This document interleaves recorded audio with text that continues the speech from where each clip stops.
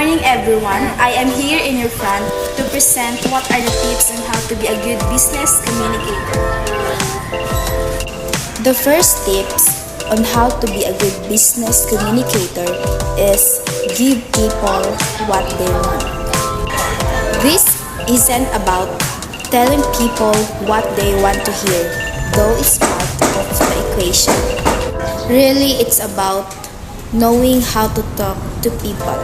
In other words, organize your communications so you reveal the information that is the most important to your audience first. That's all the first tips on how to be a good business communicator. The second tips on how to be a good business communicator is learn some quick problem-solving strategies.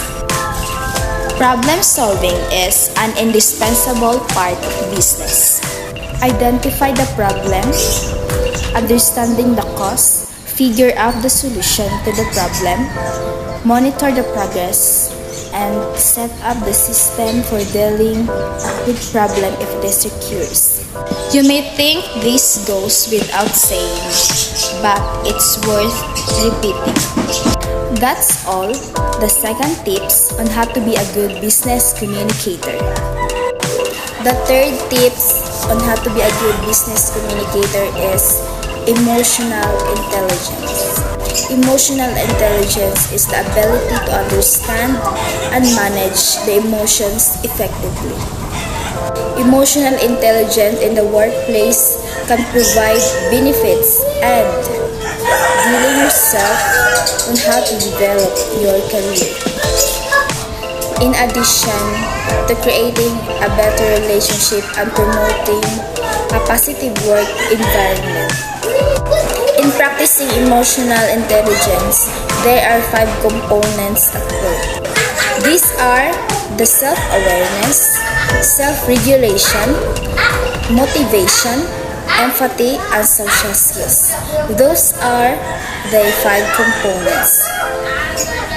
That's all the third tips on how to be a good business communicator. The fourth tips on how to be a good business communicator is pay attention to non-verbal communication.